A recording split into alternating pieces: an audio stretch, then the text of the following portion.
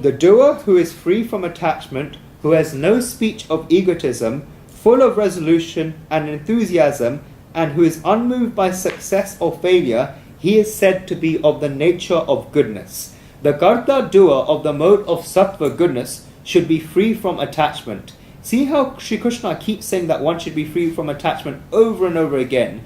In the description of Gnan, wisdom, of the mode of sattva goodness, it was said that one should be free from attachment. In the description of karma, of the mode of sattva goodness, God said that one should be free from attachment. And now in the description of the karta, the doer, of the mode of sattva goodness, it is said that one should be free from attachment. Second, it is said that the karta doer of the mode of sattva goodness should be free from egotism and should have no speech of egotism. He should not keep saying I, mine when he speaks. Third, he should be full of resolution and enthusiasm when he is performing any action. Fourth, he should be unmoved whether he attains success or failure from work. A karta doer with these four qualities is said to be of the mode of sattva, goodness. First of all, it is said that he should be free from attachment. He should perform the karma, but he should not get stuck to that karma. You should not have to put his own stamp on the karma. He had performed the karma and he had performed it. He then gets separated from it. He has no feeling that I'm doing this. Because he is free from attachment, this karta doer is of the mode of sattva goodness. One should learn after performing karmas to become separated from them. Only then can one become a karta, a doer of the mode of sattva goodness. We perform karmas and wear hats, making ourselves more and more involved. As a consequence, we are affected by worrying about the fruits of the action, and as a consequence, we get pleasures and pains. All of this comes. Perform the job and throw it down the well. One should be free from attachment. One should not even have the attitude that I did this. One should think that I attained the grace of the Supreme Soul and it happened. Fine, I became the instrument. Nimitya matram bhavasa visachin. Remember that class? Be you merely the occasion of savisachin, Shri Krishna told Arjuna.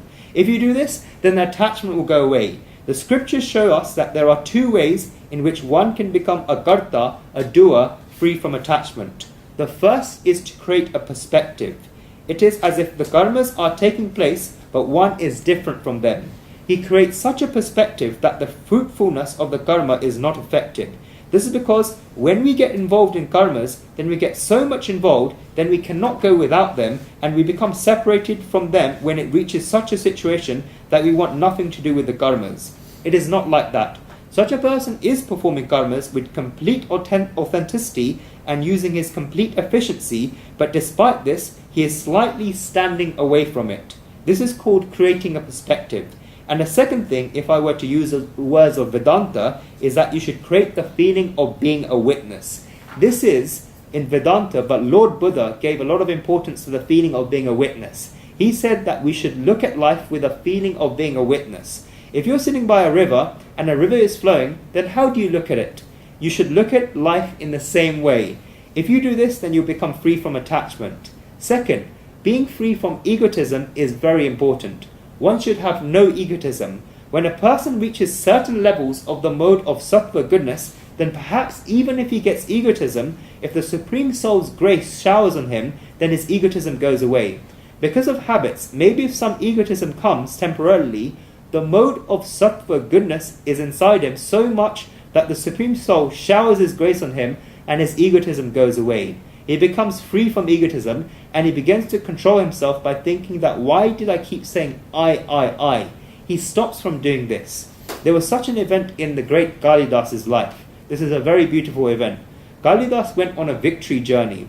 In ancient times, wise people and knowledgeable people would do this. If they were very wise, then they would of course be in the kingdom, one king, but they would go to the kingdoms, the cities, towns and villages, one after another, and call the wise people in all those places. They would debate with them and defeat them in those debates. Therefore, they will have won over the whole town. Just like a king keeps winning battles, in the same way these wise people would keep winning debates. They would go and on victory journeys. Kalidas had left like this. He would go to the courts of kings in many kingdoms and defeat their wise people, and while he was travelling, a time came when Kalidas attained egotism that I have defeated all these wise people. The mother goddess Saraswati had showered her grace on Kalidas. He had attained Gnan wisdom through his austerities. He had attained Siddhi, spiritual powers, after performing Anushtan, firm worship.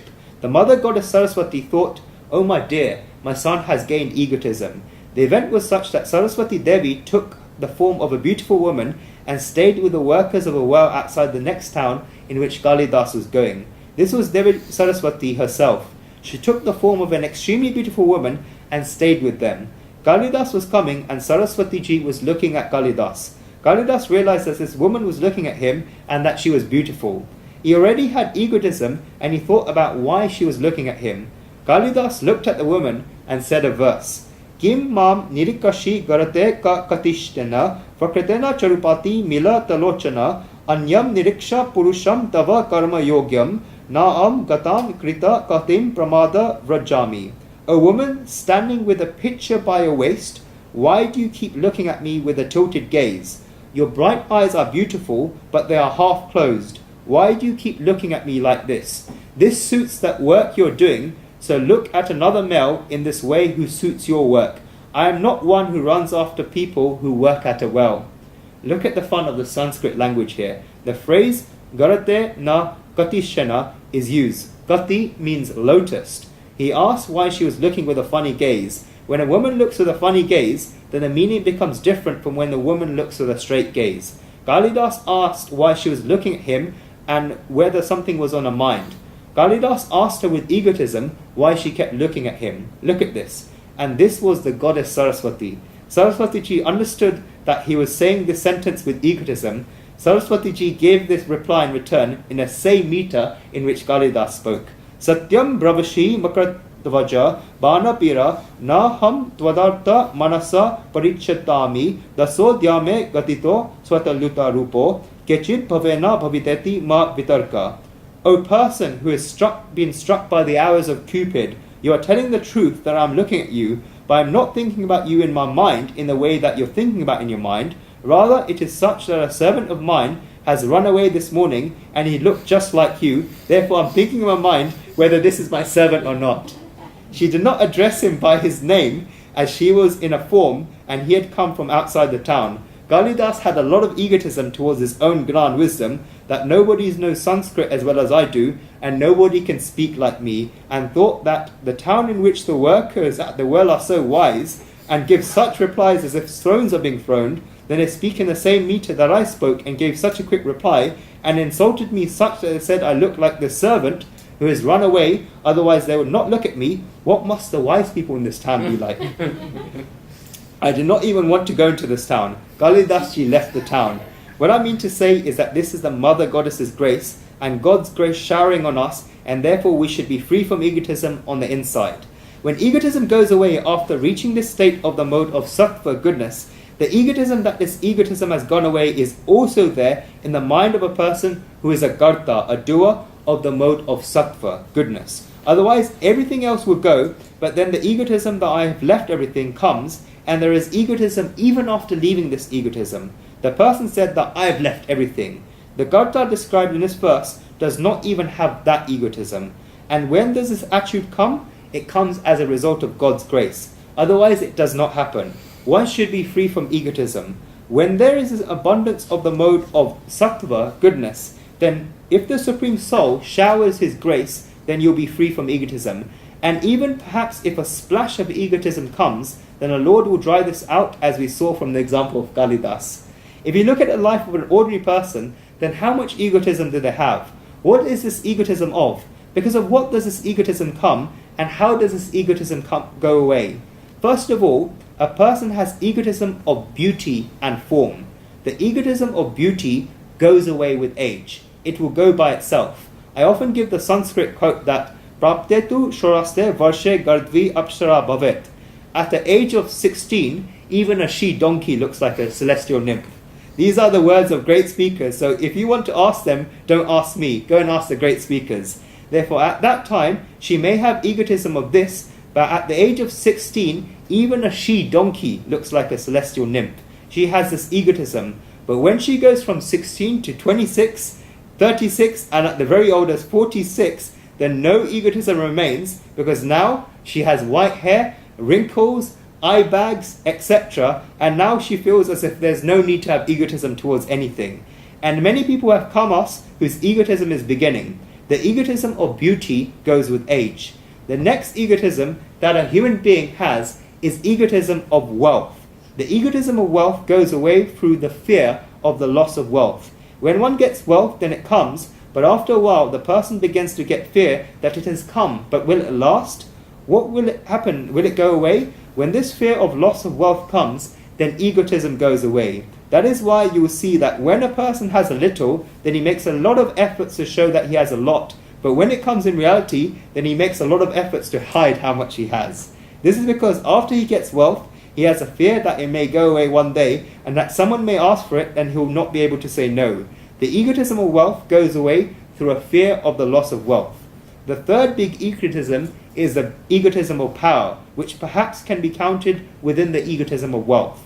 Now in a democracy, there's no such thing that the egotism of power to keep. No one can really keep this. In ancient times, it so happened that the kings had the egotism of power, but in today's times, people can only last in terms of power for around 5 years, and therefore the egotism of power lasts for this period.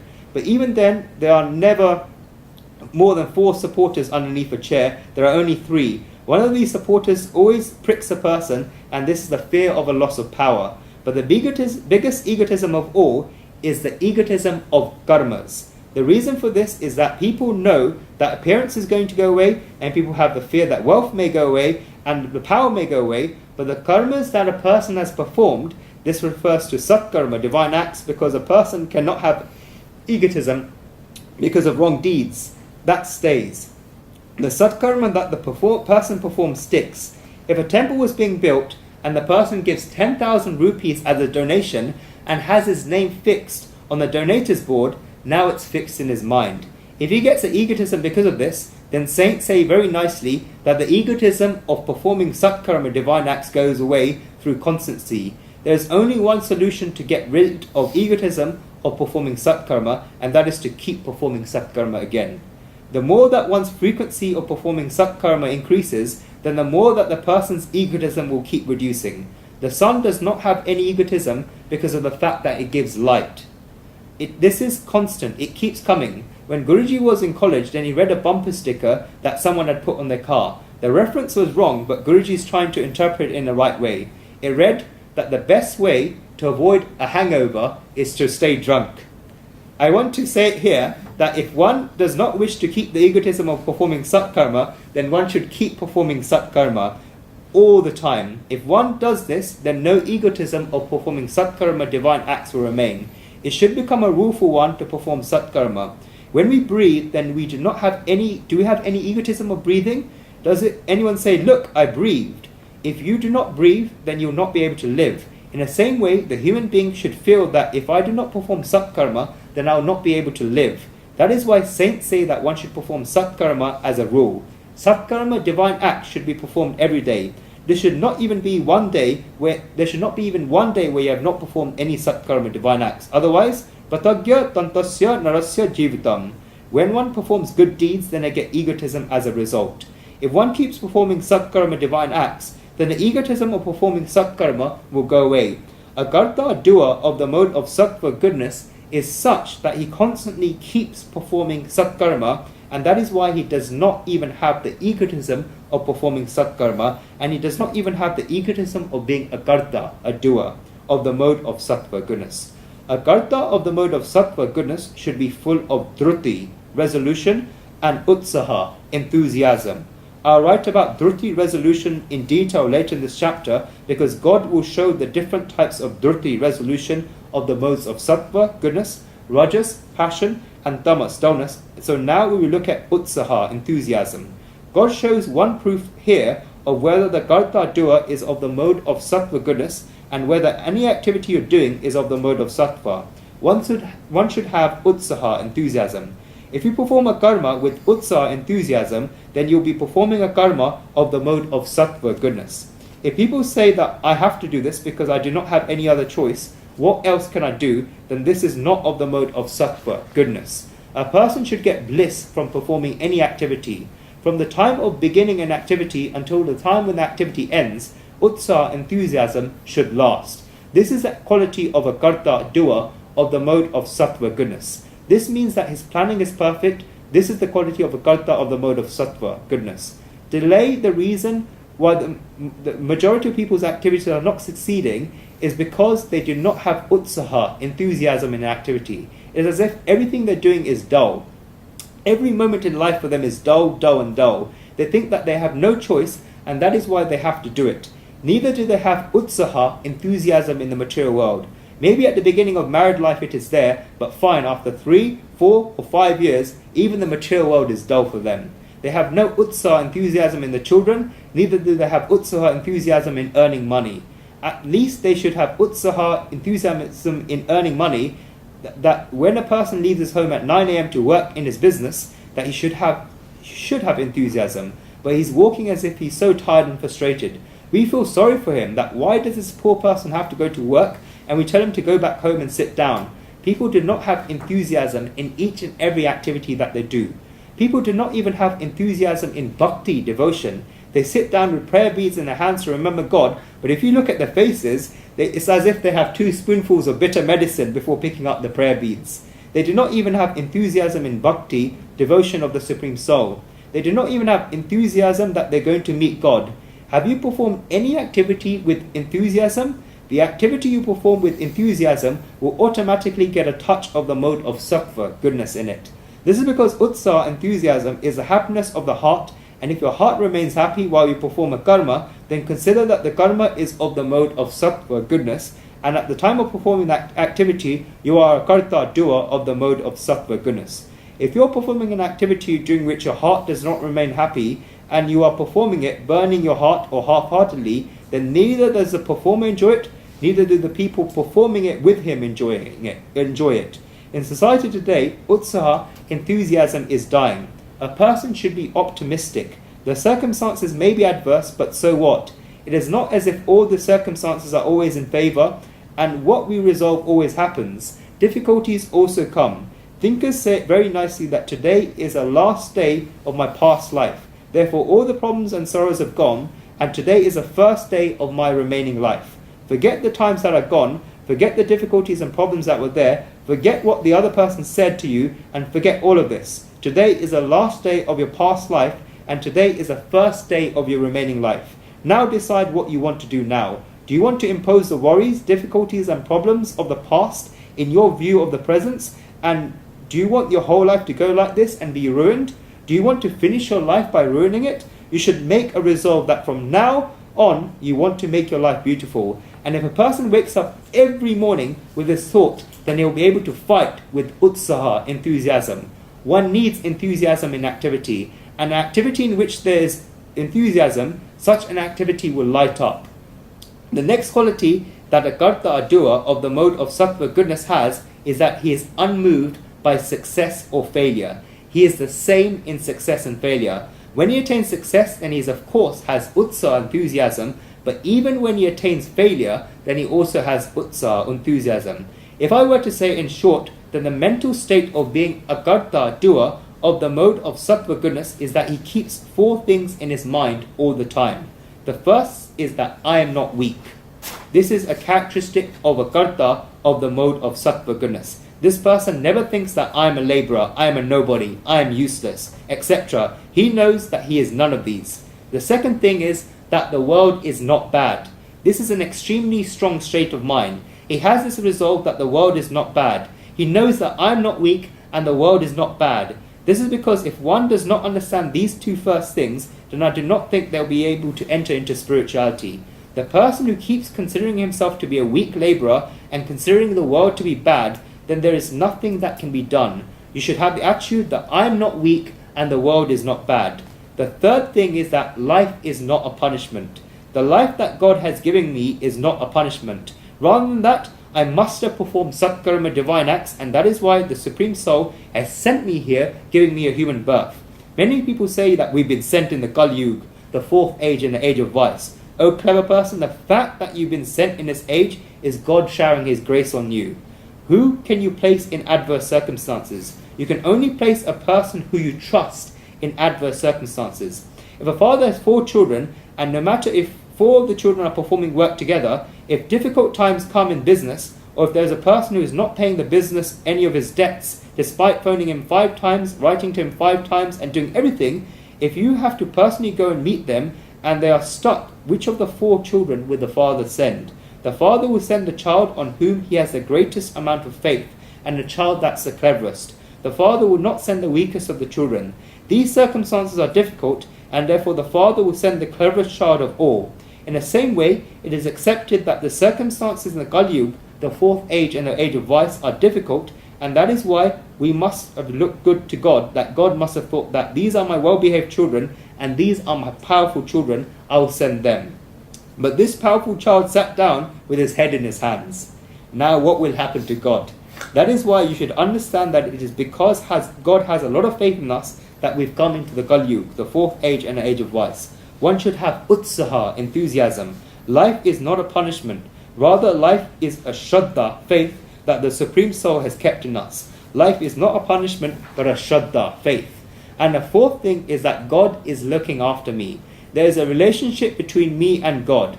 If these 4 things are in one's mind, then whatever I'm doing in life will be of the mode of sattva, goodness. One should have the attitude that God is looking after me. When a father has sent his son to collect the debt in difficult circumstances, then the father calls the son every day, that son, what happened? Did you meet him today? Is your health fine? Is your accommodation and arrangements fine? The father looks after the child. In the same way, the Supreme Soul has sent us in these difficult circumstances, and God is looking after us. If God stopped looking after us, then we'll not be able to last, and we'll not be able to open our eyes at 7:30 a.m. in the morning. The fact that eyes are able to open every morning at 7:30 a.m. is proof of the fact that God is looking after you. I do not know whether God comes into your mind every day or not, but you come into God's mind every morning. And the moment when God forgets someone and God says, in moving around this morning, I did not pay attention to opening your eyes, and that is why they did not open today, then the people around the person will wait for 2 hours or 4 hours, and then they'll begin telephoning everyone, come here, let us get together. What if God forgot to look after us? The fact that we wake up every morning is proof of the fact that God is looking after us. These statements give so much courage. I am not weak, the world is not bad, life is not a punishment, and God is looking after me because there is a relationship between me and God. This is the attitude of a person of the mode of sattva, goodness. He is free from faults and unmoved by success and failure. Faults such as joys, sorrows, fear, pain, dejectedness, discomposure, insecurity, unsoundness, etc. do not touch a karta doer of the mode of sattva, goodness. These are the qualities of a karta doer of the mode of sattva, goodness. What is a karta doer of the mode of rajas, passion-like? This is described in the next verse.